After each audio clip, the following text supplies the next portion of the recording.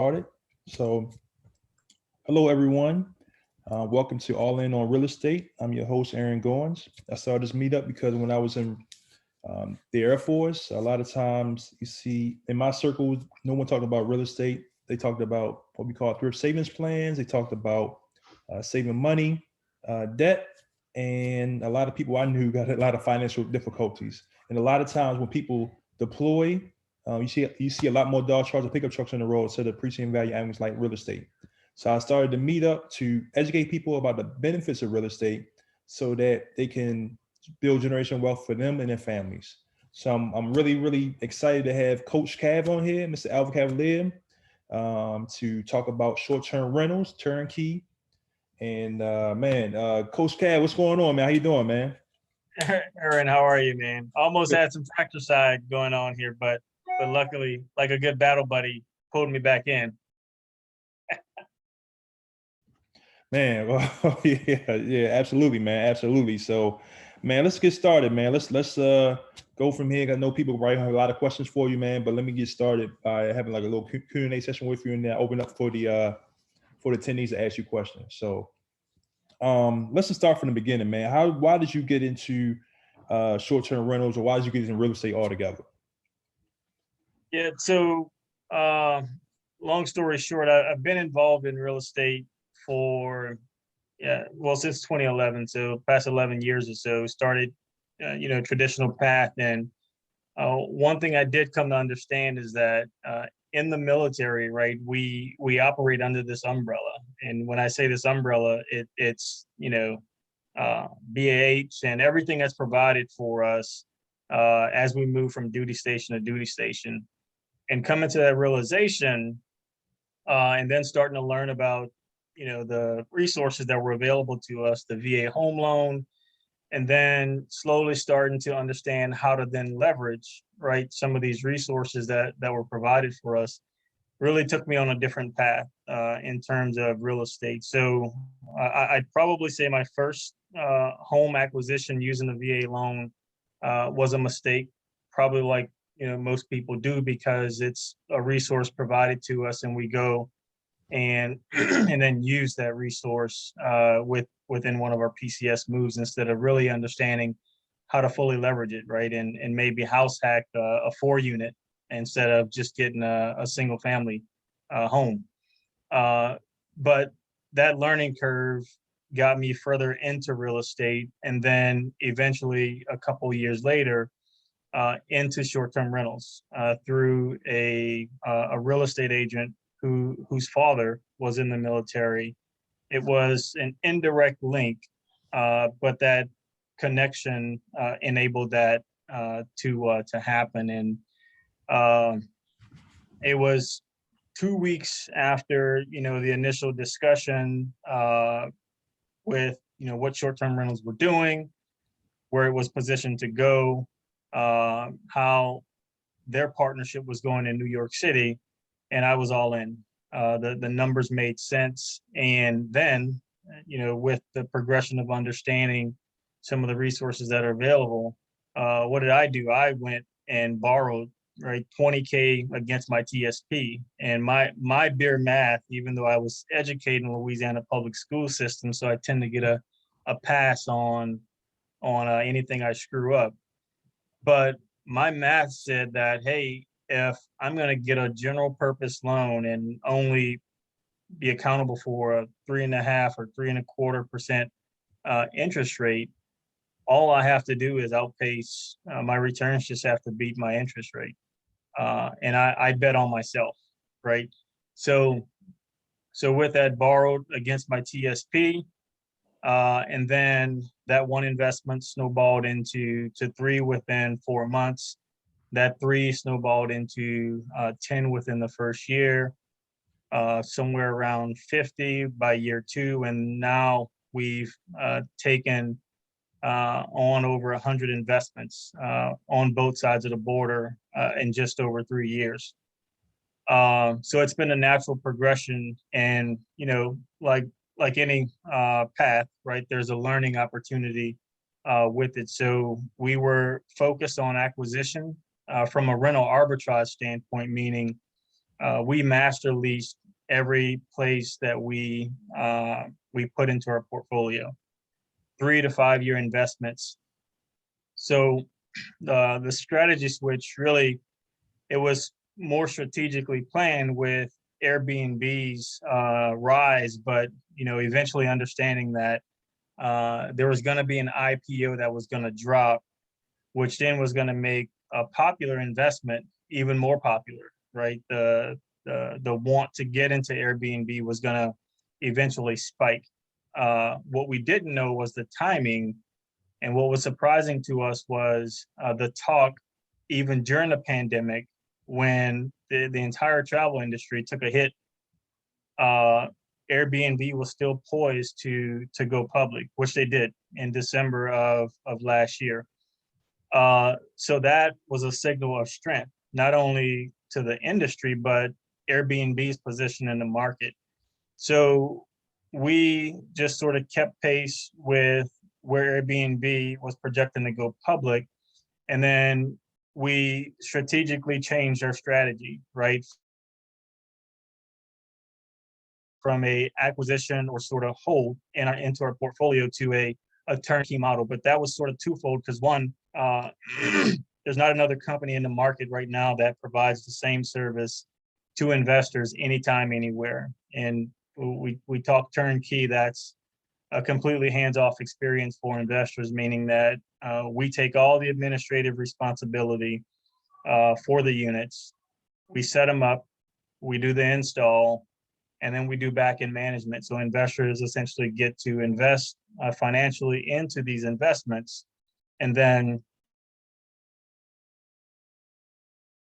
reap the rewards within the 3-year period of their other contract. But back to at least the timing, understanding that Airbnb's IPO was going to increase the popularity, all we did was simply bet on ourselves to say that, hey, if we time this right and the demand goes up, we can then do what we've done well over the past couple of years, still resource a lot of units through homeowners and other investors, and then really just have a stockpile of investment opportunities waiting for the IPO to drop. And December hit, January, we started our turnkey program full on. And to date, we've brought in over 40 investors across 7 different states and about 8 or 9 different cities. And I think one of those it's in Canada that was done this year also. So that's where we currently are with the state of our Airbnb investment portfolio, as well as how the turnkey program has progressed to where it is now. Oh, good. That's awesome right there. And I know Russell Brunson talks about the blue ocean and red ocean, and right now you guys are blue ocean because there's no one else in your circles who do it. A lot of people in the red ocean, I mean, it's a fight for everything, but what you guys do is unique, and you guys have your own set of spear until others start trying to get into it and turn to a red ocean. So I think it's awesome right there with that. So this side question before I start asking more about turnkey. When, I mean, I know you're still active, but when you first started in the first couple of years, anybody in your circles talk about real estate?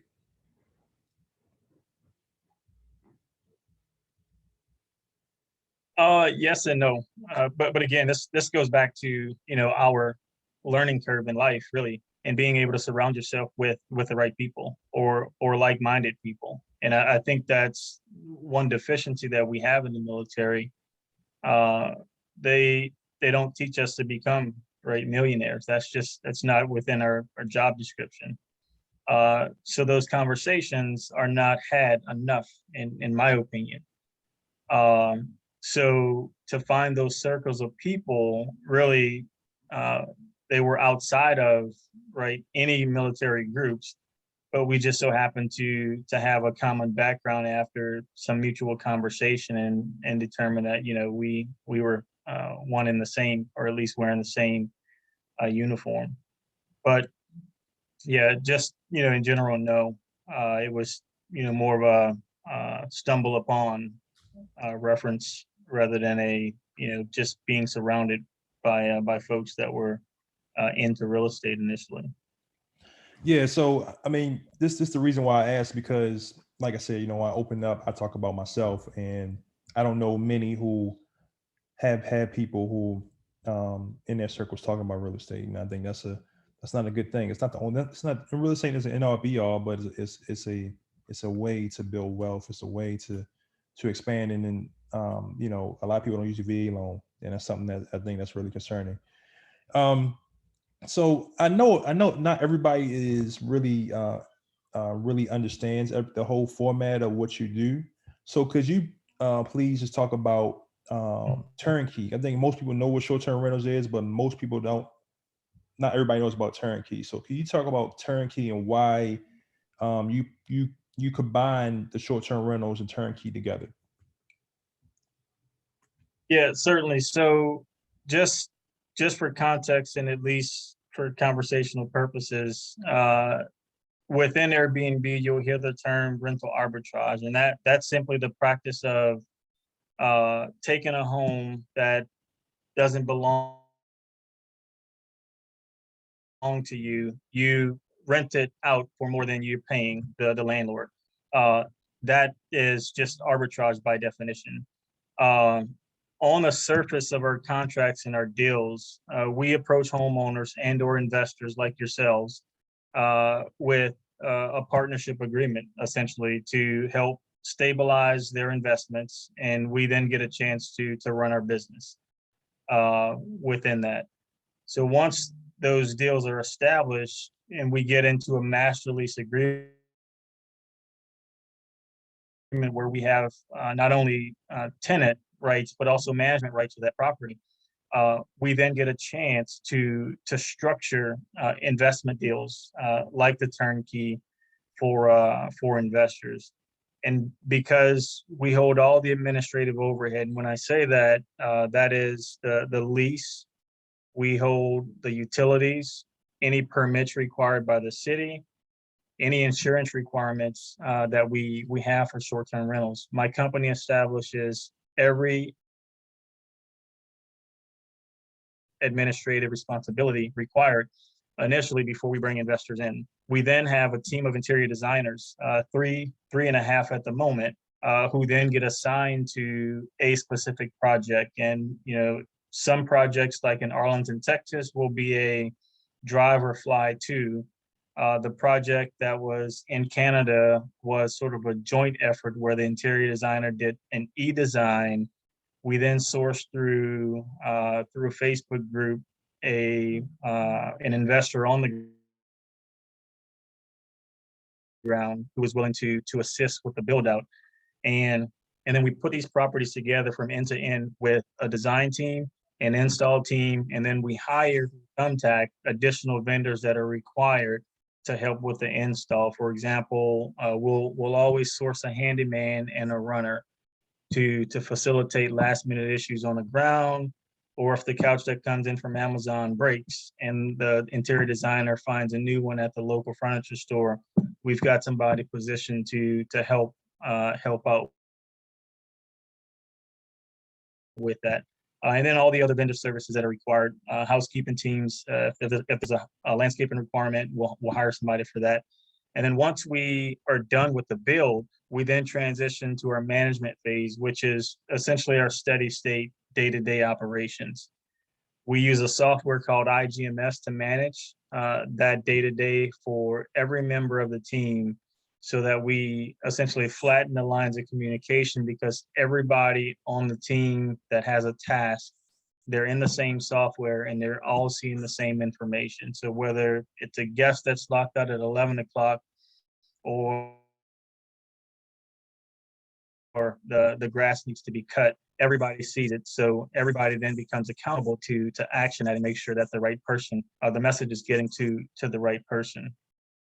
And then within that, don't want to go into too much details about our professional pricing structure, but one of the other unique things that we do that really differs, at least our business from most others, is we're very focused on targeted occupancy rates and then targeted profit margins. but we base that against the value that our units hold in the market. So this isn't just a market assessment, see where market averages are, and then we price our units according to the market.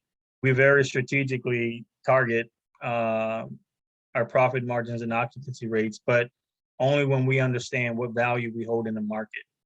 And that becomes very important because, I tell all my students, you can't outprice your market or overprice yourself in any market, right? It's just like saying, Aaron, I'll send him to Walmart and, he sees a Twix for $7 and he's not going to pay for it, right? It's overpriced. But, our philosophy is, look, if it's the last Twix, right, in the store and Aaron's hungry and he's going to buy it, right? But that's how we position our short-term rentals to be one of a few in the market. So we know it holds enough value for someone to pay $7 for it, right? When it may in fact be overpriced, but it's the only overpriced accommodation that's needed in that market. So then we can drive the demand to our places. And then, everything else is really steady state operations within the scope of the turnkey program. And then, as I mentioned, investors are in the software, so they have a chance to see everything. And then for us, transparency becomes key. So we put the investors into the software as property owners. And what that allows them to do is it gives them full access to the report section, which means they can go in against their property and pull their financials either weekly or monthly or quarterly. But it allows them full transparency of everything that's going on because the system pulls in their financials from every platform that the property is listed on. So it allows them to really have a full picture of what's going on with their investment. And then, as I continue to relate this back to transparency, but if there's an issue or they're not seeing the numbers as per the projections when they came into the investment, they have ample opportunity to address that and have that conversation with their team about the performance of their properties. Yeah, and I will second what he says too, because they're very detailed with what it was, and I mean I've been through his course and seen some of the properties and very detailed. So I would recommend anybody. That's the reason why I wanted him on this meetup. Really get that out there and promote this. So I guess more of a personal question. Mm-hmm. Last year with COVID, you talk about the rental arbitrage model. There were many people who got in trouble, and what I mean is got behind on bills because they were set up in a way where they were paying rent, and now no one's there, and now they got to let go or have disagreements with the owner, and now they're filing back. Was there any strategies that you guys did to not get behind on anything, or is any methods that you did that you could talk about that really helped you guys out last year when basically the whole travel industry went nowhere?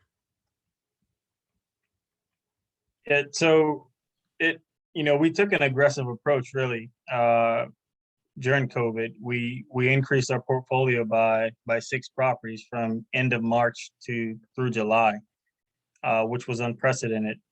But we bet on the market and being able to leverage, right, offering homeowners some stability through a crisis that enabled us to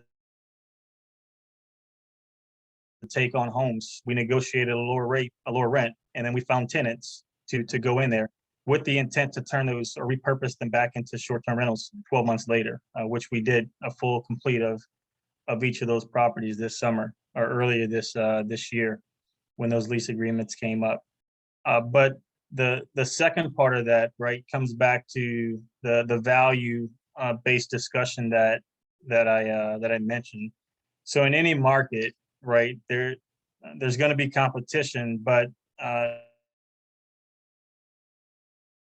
to some degree, the homes that offer the most value in the market or that have the most accommodations against all of the travel demographics that exist will ultimately be within that 19 or 15% of homes that are seeing bookings in the market. So we were able to survive COVID, and I think it was just a testament to our front end market research and analysis to understand that we were putting value in the market. For example, each of our homes are set up kid friendly, whether it's a 1-bedroom apartment or a 5-bedroom home. They each have kid friendly amenities, pack and play, a high chair, a small educational area with a table, kid utensils.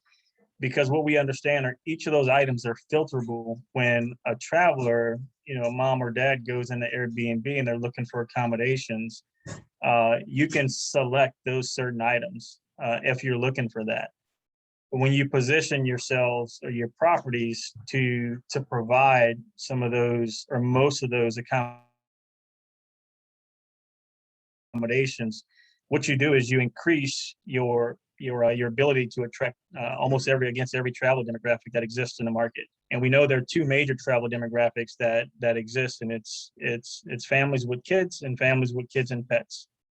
So we position each home to at a minimum have both kid-friendly amenities and pet-friendly amenities. And if you look at any calendar that we have across our portfolio, you'll see at least 2 to 3 times a month we'll get bookings in a market specifically because those families were looking for either pet-friendly amenities that reduce their travel resources, or kid-friendly amenities that enable them to see themselves or see their kids right off playing in the corner with toys and books that that then allow them to go do things adults want to do. But those things, help position our units to survive COVID, which was rough on a lot of investors. But as I mentioned, we grew 6 properties and we didn't take one off the market during COVID.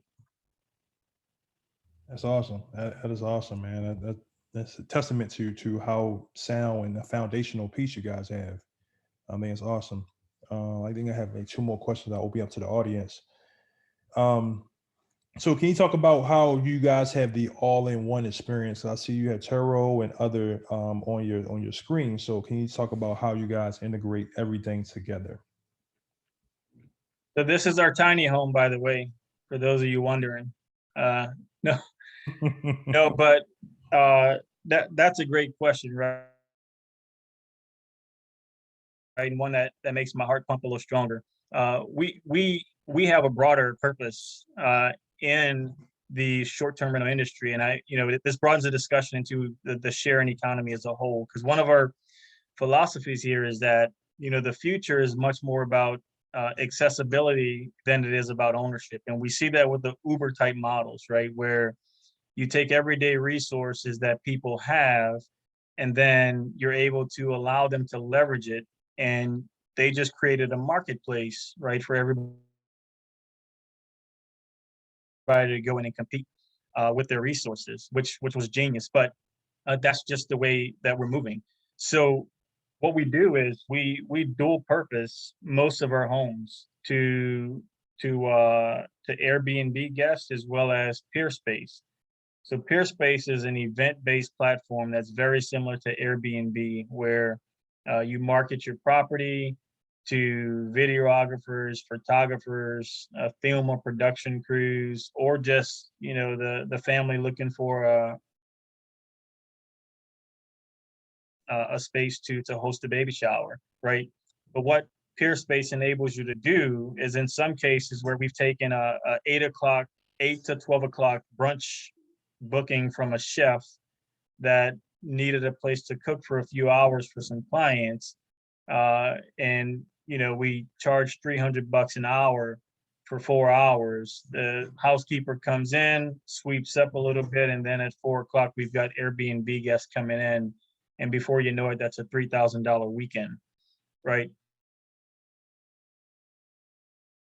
But when we start talking about integration of the sharing economy as a whole, we really talk about highest and best use of a home.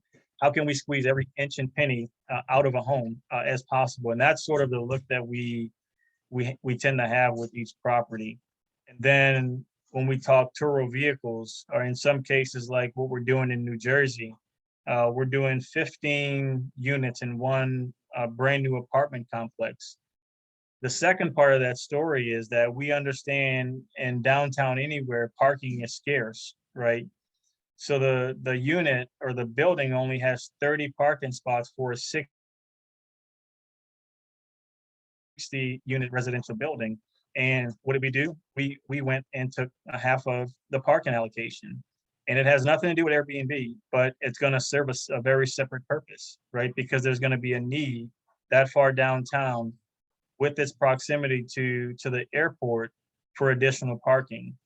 And then at some point, we will leverage Turo to potentially put one or two vehicles down there permanently inside the parking garage.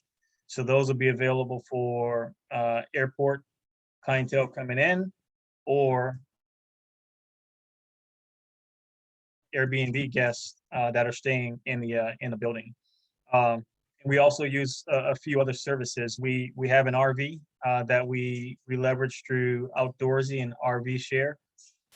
And if you haven't thought about it, RVs, give it some thought, right? And we picked this RV up last year, end of June, early July.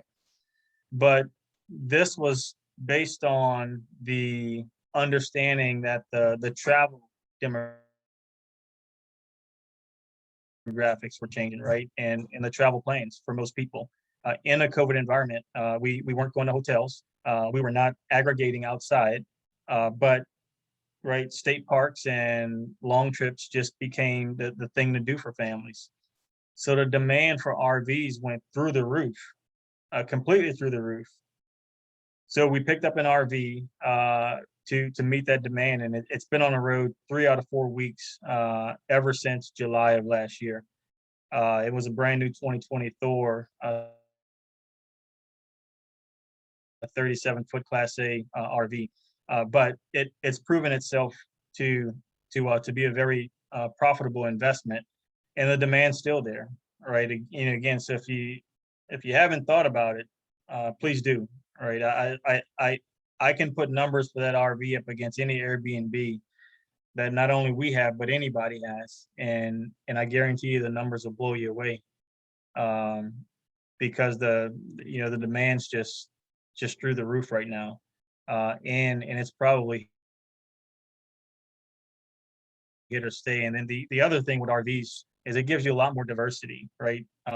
We recently had the RV go out to the Preakness for the horse race, and then during the Super Bowl in Tampa, it was rented by a medical company.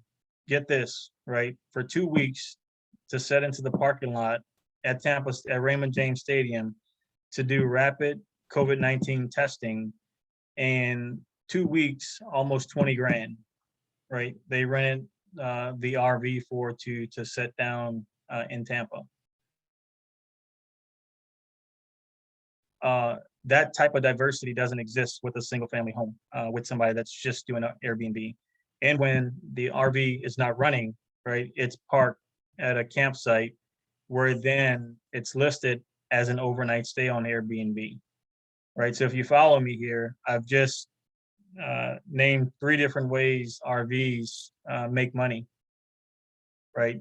And because the demand's there, it's never sitting a day where it doesn't have an opportunity to make you money, regardless of where it is.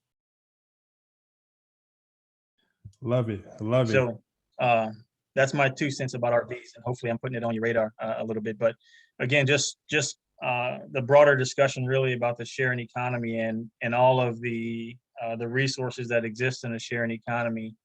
When we start thinking about Airbnb, I think it's sort of the center of gravity because it's the thing that brings people in. But think about all of the different services that can be offered from a home that can partner with an Airbnb to, at the end of the day, right? Increase our profit margin, because that's what it really becomes about. How do we leverage these homes and turn them into spaces that exist within a sharing economy? And then we're able to leverage or increase our profit margins through shared economy offerings. Yeah, I think that's brilliant. And open-minded. I think that's the number one thing is, I mean, a lot of times people are closed-minded to opportunities for whatever reason, and you guys open-minded to especially with RVs, because a lot of people don't think about that, and I think that's an excellent thing right there. So before I go, before we start open up for the questions for the audience, um, time management. What is your, how do you manage all this? Because you still have a W-2, you still are officer in the United States Army. How do you um, manage your time? That's a great question. I get it all the time. But the reality of it is it's a team that's put around, or that's built around us. Uh, our motto is built into four different phases. I primarily deal with investors that are looking for either a coaching service or a turnkey package. Once investors are brought in, they've signed on, we then transition from the source phase to the build phase. So everything within that package that the investor has then transitions to our operations guy and the interior designer. He's responsible for building out the team that's going to help serve the interior designer throughout the build phase. And the build phase then ends once the photographer has transitioned with photos, and then we transition into management phase, where we bring in co-hosts, or essentially help or managers for each property, and they take care of all of the day-to-day messaging with guests. Any issues that come up, the co-hosts get paid a percentage of the gross revenue from investors to help manage the day-to-day operations. And then the back end is the pricing, and then the taxes, which it's a whole nother discussion. But we do have a pricing webinar. That's a separate service that investors can buy into to help learn how to professionally price their units. So the management aspects of it really, it's about the team that's built, and that, at least with each phase of the operation, that's assigned to do those different jobs. But I promise you, I wouldn't be able to do it alone. And there are times where even the administrative workload is there for me. But once we get over that hump, then it's smooth sailing with getting things out to the rest of the team. And we use Fiverr quite a bit. I'm not sure if you all are familiar with Fiverr, but it's a freelance website where you can essentially go in and find folks to do just about anything for you. A lot of the admin tasks, once we got smart with using Loom, the screen recording tool, we started recording most processes, even how to fill out an MOU, how to fill out an operating agreement. So a lot of these tasks were then put into Loom and then linked to whoever was hired in Fiverr to watch the video once hired, and then complete the project. So we've slowly started to cut back on time from the team and outsourced a lot of the work using Loom and Fiverr. That's cool right there. I think that's great. Using things like Fiverr, of course, it's a team effort of everything. But man, I'm just always impressed when we always talk. Even for this this Q&A session, when we had our private talks and things like that. So I'm always, going to champion you and your services. One thing, and I'll open up everybody else, but how important is mindset to your success? It's everything, right? And the example I gave about COVID, where we took risks we saw opportunity where others saw risks. That was all mindset, going after homeowners that we bet on, they were going to see value in taking on long-term tenants in the middle of a pandemic. But it's everything, right? It starts there to me and it ends there.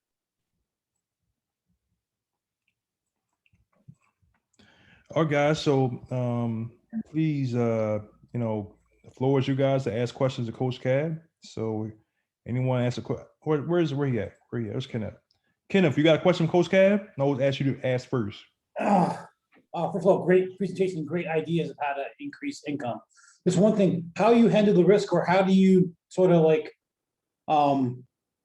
counteract like the trend for municipalities to regulate or not outlaw, but regulate Airbnbs where, you can't do it without, you're living there. Because I know I live in an MSA here, one town, it's like wide open, you do, anyone can Airbnb. In the other towns, like, you have to be a physical resident, you can't, and then they're cracking down on it. So are you worried at all about like further regulation in that area?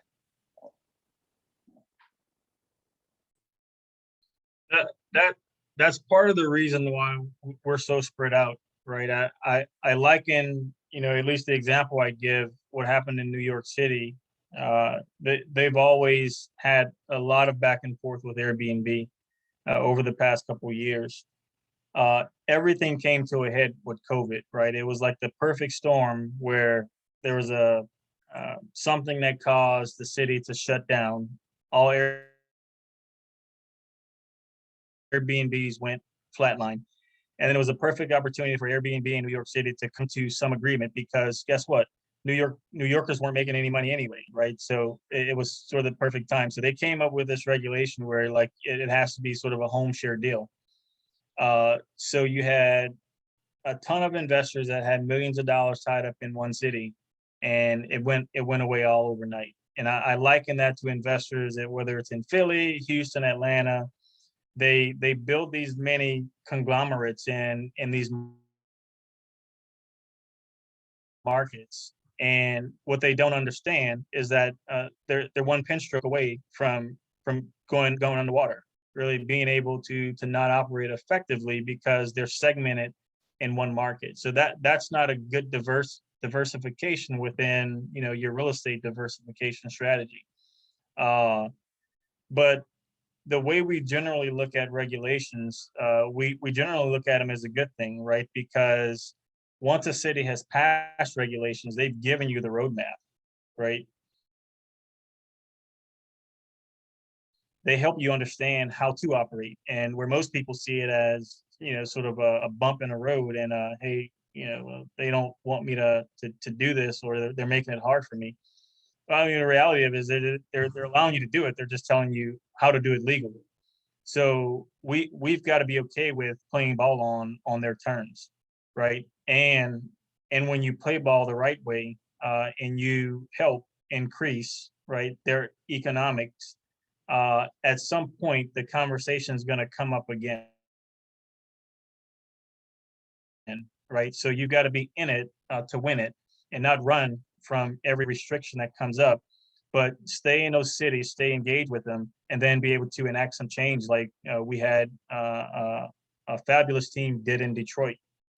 But it was just one example of the right way to do it, to stay in, partner with the city, see yourself as a partner, show up to meetings, have input, write in the local paper about the good news stories about short-term rentals. And when the conversation comes up again, or you get enough people to bring some legislation up, you're able to impact the regulations that become more favorable for the regular operator. I have a quick question. Go, James. Yeah, hey, listen, Coach, I really do appreciate you, man. You definitely are a pioneer that is going in many directions and a long way. So I appreciate what you're doing. Unfortunately, I have a hard stop that I have No to public jump off. lies. Yeah, I have a hard stop. I have to jump off, but I did want to ask you a couple questions. First and foremost, I will make sure that I get in touch with you here in the near future. But for this conversation, if you would share with me a little bit about your marketing and what did you find? First of all, how long did it take you to come up with the right model, and then what was the most effective, especially given that you have taken a base of the Airbnb model and diversified it to these other. I love how you've done that, but I'm just curious about your marketing and what was the most effective for you. Thank you. Yeah, I think like most people, if you start business without understanding marketing, then you wind up spending dollars that inevitably go to waste. And I'll raise my hand, guilty, within trying to define, what really we wanted to do and what we wanted to be within this industry. We put some money into some marketing efforts that didn't lead us anywhere. So the one thing we did that really took off from a marketing standpoint was we started to offer free products and then just run promotions through Instagram. And what that enabled us to do was build a list of potential or interested buyers so that we could then segment them into buyers lists or email lists once we went on into the turnkey program. But prior to the launch, we then hired a marketing team out of Dallas to put together 2 ads for us, specifically on the turnkey program. And it's netted itself, or proven itself to be very successful up to this point. But I think the free products that were offered were sort of the jump point because it enabled us to have contact with a lot of interested folks. And then also we decided to personally tell the story, meaning we created a Calendly account and a free 15-minute Ask Me Anything session, which then the team, we would take calls from investors that were just either interested in Airbnb or questions about how the turnkey program would work out. So the free calls, the free products really started to push us from a marketing standpoint. And then, again, once the list was built, then, it was a natural progression for the ads to run and then be retargeted towards folks that we had already pulled in. Well, yeah, hey man, I appreciate that. So again, we definitely will be in touch. I wish I could stay and get more because I'm really enjoying this. As I explained already to Aaron, I'm interested to talk to you some more, especially about your build side. I deal a lot of front end of the business, especially in the essential services space, and I think we may be able to do some things. So again, I appreciate you. I'm going to check off now and just all the best to you and look forward to talk to you here in the future. Thank you too, Aaron. Thanks, James. Hey, James, look forward to chatting soon. Claudia, I know you got a question. Yeah. So when I was talking to CPAs, trying to interview them for a CPA, a lot of them were really encouraging to get into short-term rentals. But the criteria for it, like for the tax benefits, it's like you have to spend 100 hours like managing your own properties. No one else can do more than you can. So you can't hire like a property manager company. So like the tax benefits are not there if you do hire a property manager company. And like I feel like a lot of them were like really like pushing for it almost. So I'm just curious. So is this just like a COVID thing now that is like a, you know, booker thing, or has it been for a while before COVID? I mean, like, do you have any insight? I'm just curious. Thank you. You were breaking up a little bit. I heard something about the CPA's active investments, meaning you're performing over 100 hours or so in a year, and then you dovetailed off into something else that I didn't quite catch. You can't, right? No one else can service them more than you, and I was just curious, is this like a due to COVID mostly? Is it like a thing that it's more beneficial now, or has it been ever since they started? Has it been like a beneficial venture to get into? I'm just curious. I'd say before COVID, one of the greatest things I came across with Airbnb was a CPA, and there's a lot of gray areas right with this, and it's just to say that on the surface, short-term rentals are a passive activity, just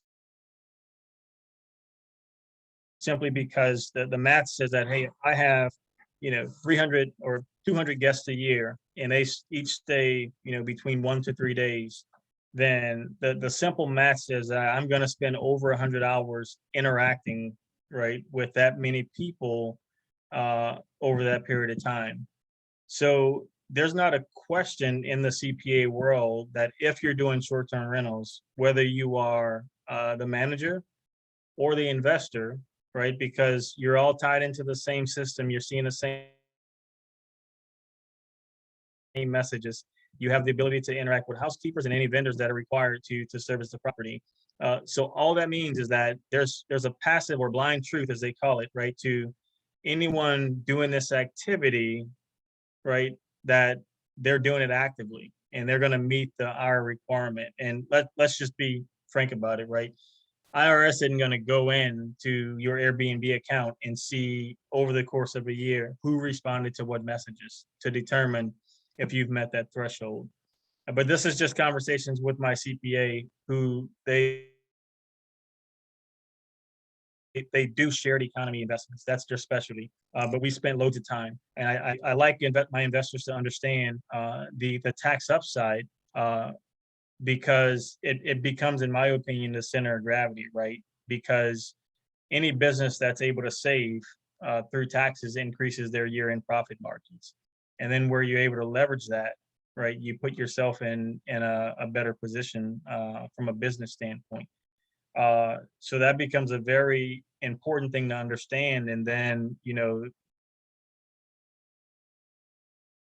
that helps us understand, well, because it's active, then how is it filed, right? For tax purposes, is it filed on Schedule E or is it filed on Schedule C, right? This income or this activity is filed on Schedule C, which then means, for those of us that have W-2s, those Schedule C losses, which in this case with short-term rentals, because of the nature of the business, 100% of our expenses go into the loss column. So we rack up massive losses on paper, right, with this business every year. And, I tell all my students, just transparent, look, my wife's a guidance counselor, I'm active duty military, but our adjusted gross income, right, has been below 40 grand every year, right? And it's enabled us, fair or not, to qualify for things we would have not otherwise been able to qualify for. But not that we're circumventing the system, but just an understanding of the tax code, how we can position ourselves with this type of active investment to accumulate losses filed on Schedule C, which offsets our taxable W-2 income, has been a goldmine.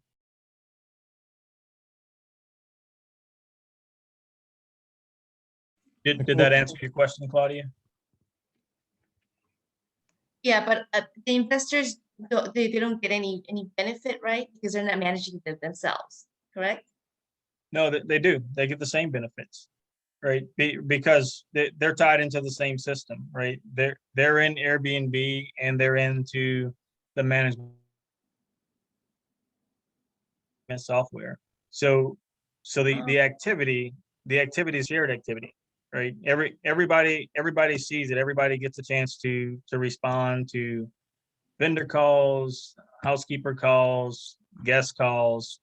So we all get the same credit. Also, the investors also get credit. Oh, Yes. okay, that clarifies that. Okay, so okay, thank you. Thanks.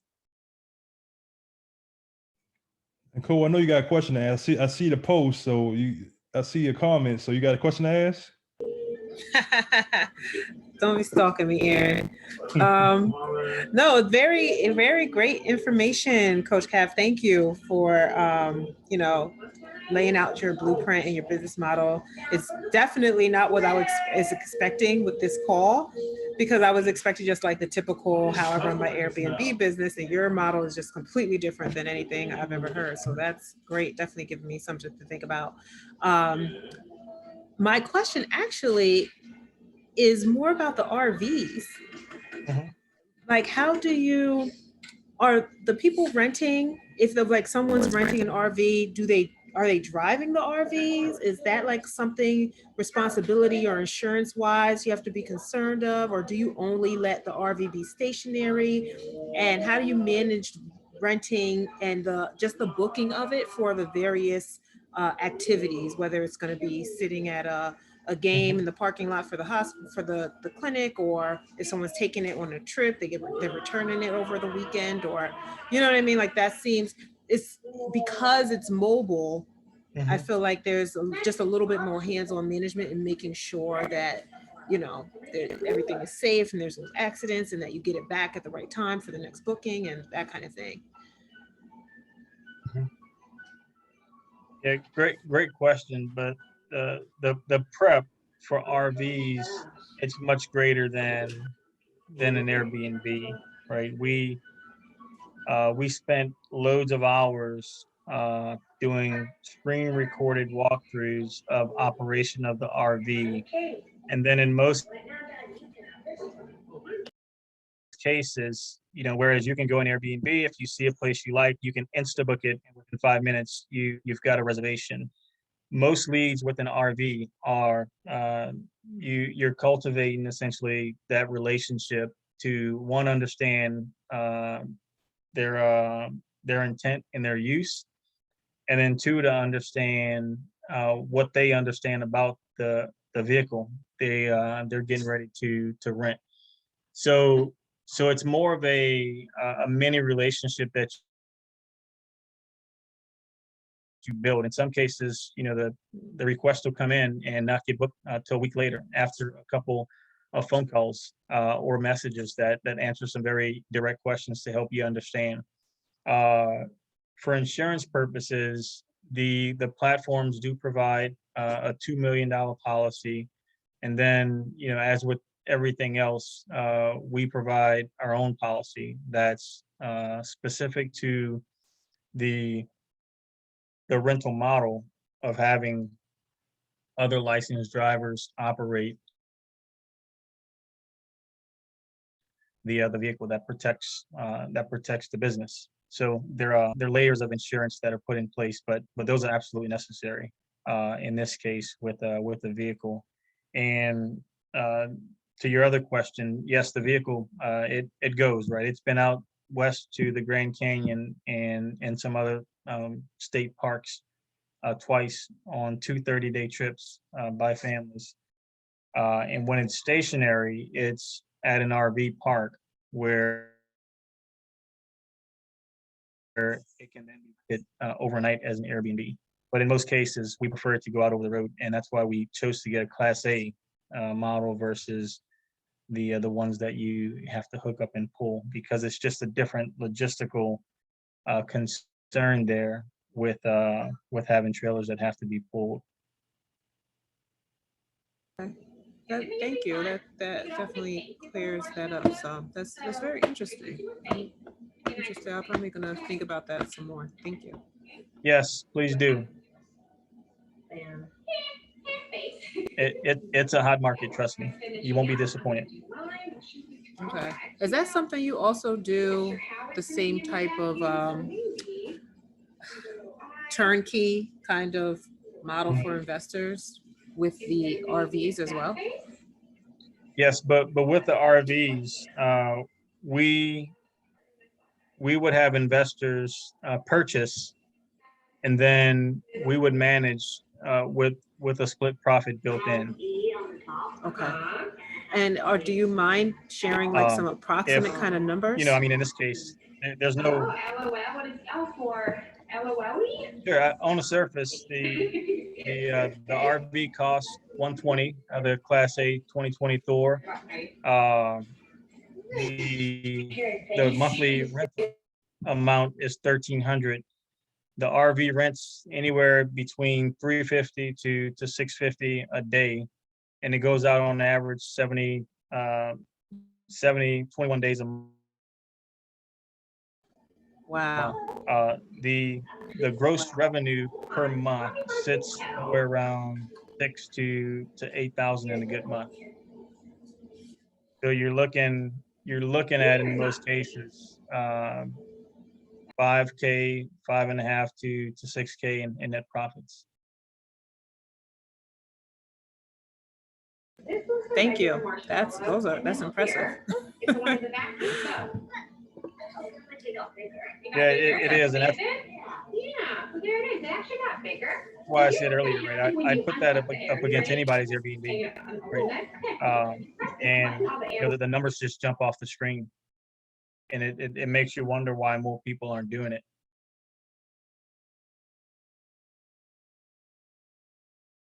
I was gonna say, I don't think anybody's thought of it really, because this is the first time, like I know RVs and I know people use them like stationary, almost as like a Airbnb kind of option. And I know that people sell them, you know, and renovate the insides, but I've never heard of anyone renting it out in the kind of same model as an Airbnb for like on the road.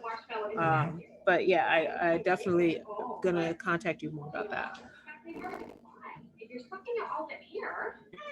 Check out RV Share, Romeo Victor Share, and then the site where we get most of our traffic, it's called Outdoorsy.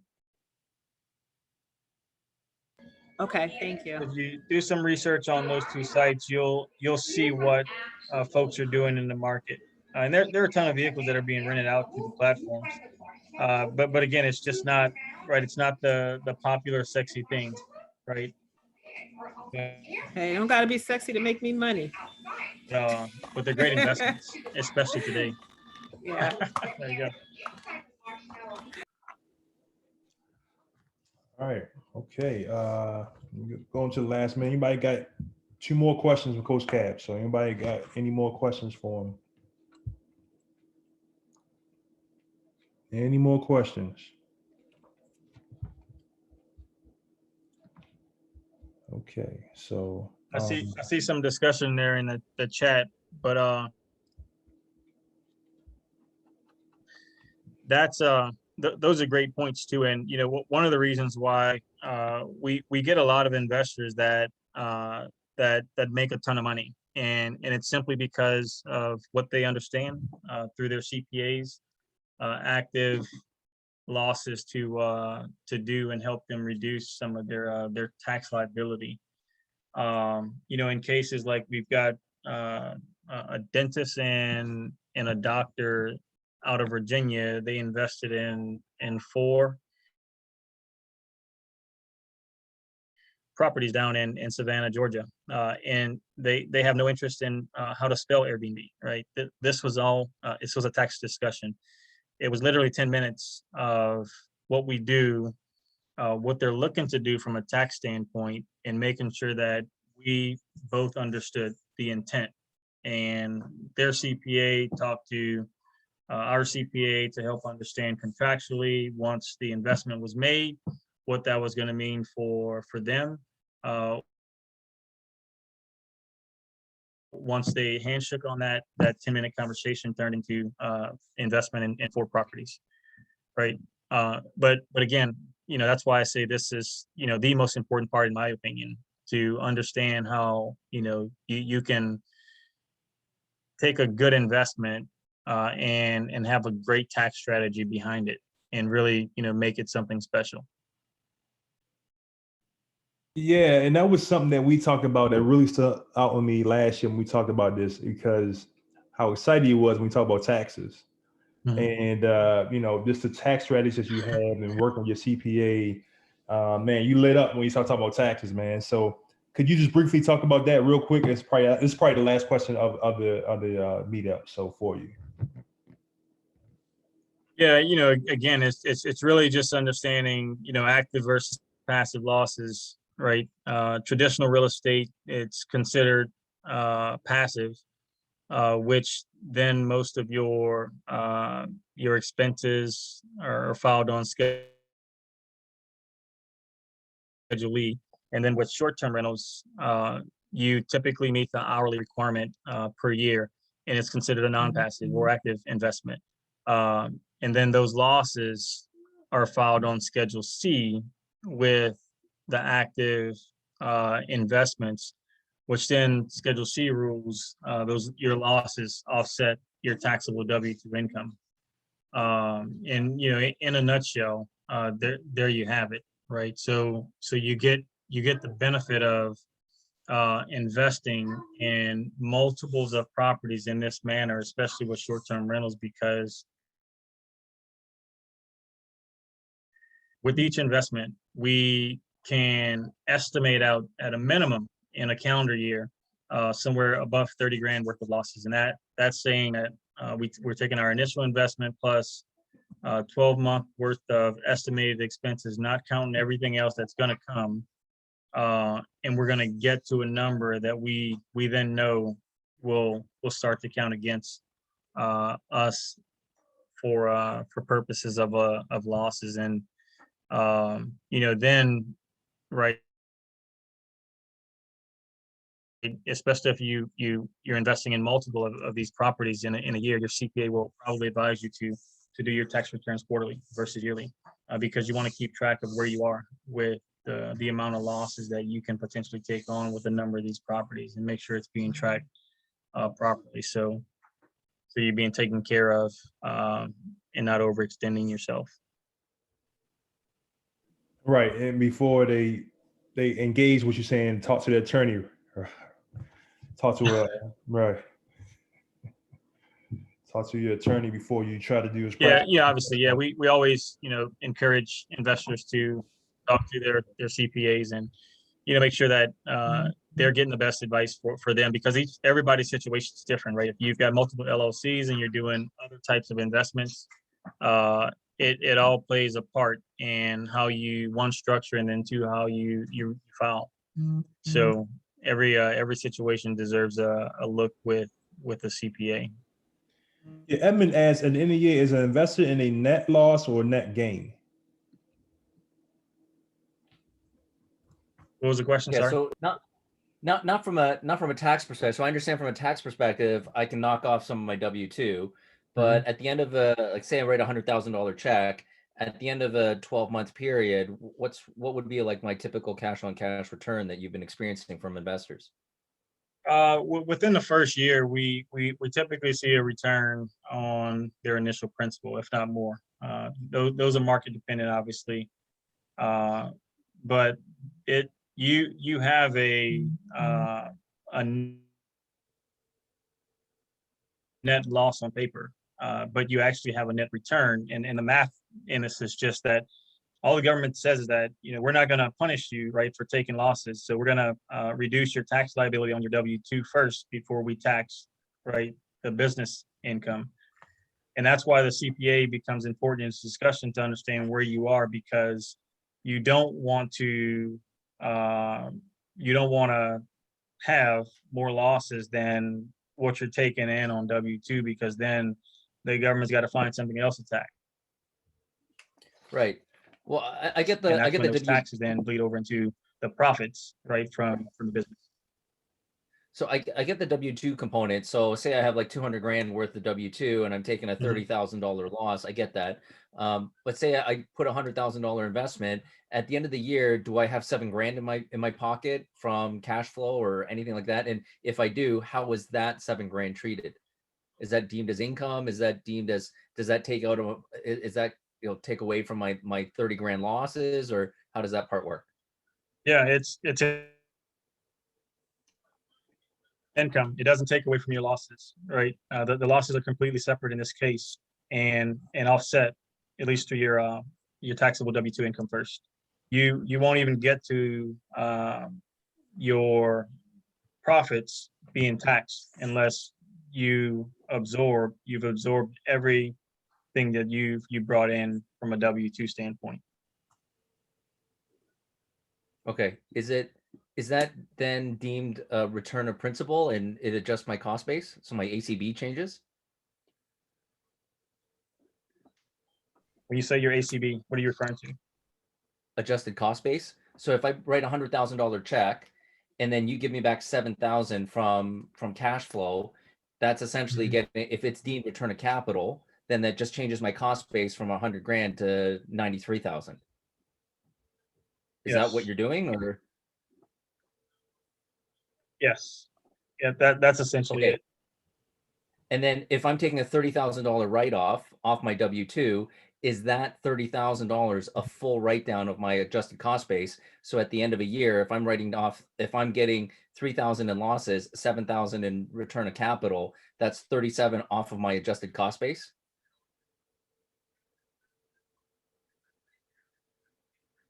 You're breaking up there, Edmund. Oh, sorry.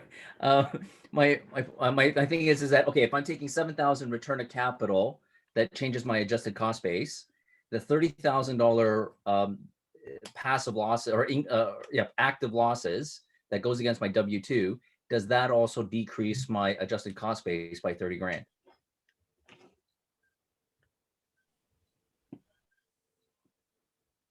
Last part was decreasing. Does that also decrease my adjusted cost base by 30 grand if I'm taking a 30 grand write-off off my W-2?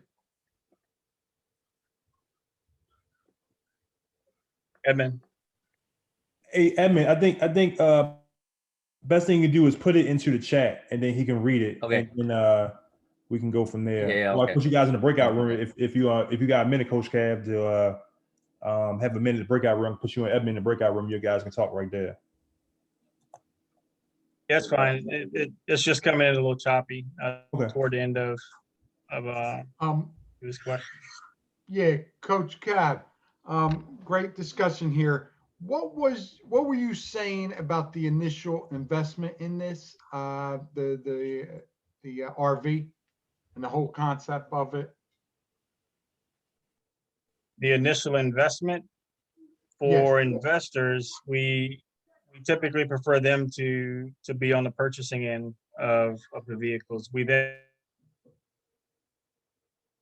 run it in a turnkey style where we provide management and we just do a cost split with the owners, meaning we provide turnkey management services for owners, and then we do a 60-40 or 70-30 split on profits for the vehicle. So you're taking care of marketing, getting it rented as much as you can each day, each week. Right. And what was that investment of purchasing the RV? Was that 100,000, 100 and what? The vehicle was roughly 120. 120. Put down, we put in about 12 and a half on it.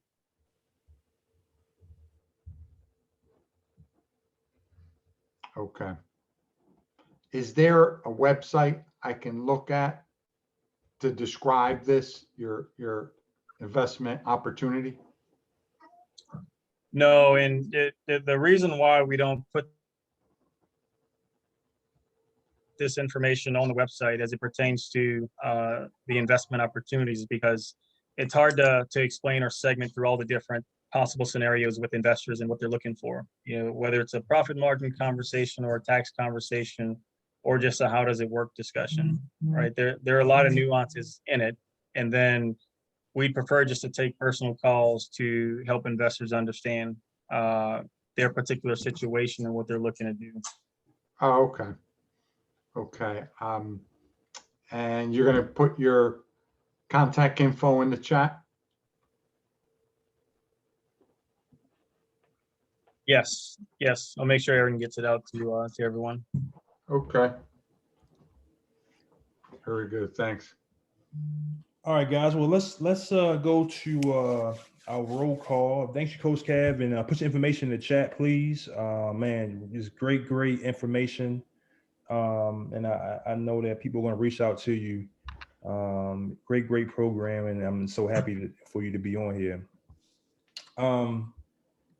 So like I said, you stick around for a little bit. We have basically 2 breakout rooms. We have an after party, but before we go there, we have something we call roll call.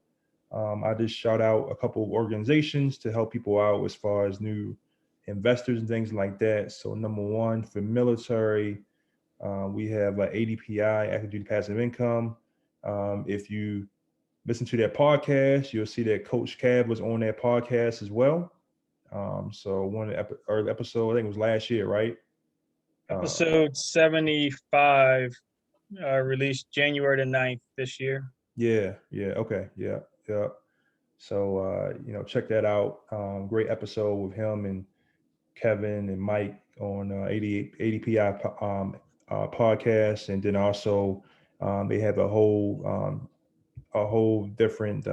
They have different programs. They have like Operation Adam, multifamily investment group. They have a semi-annually group and others. So check out ADPI, military affiliated real estate group.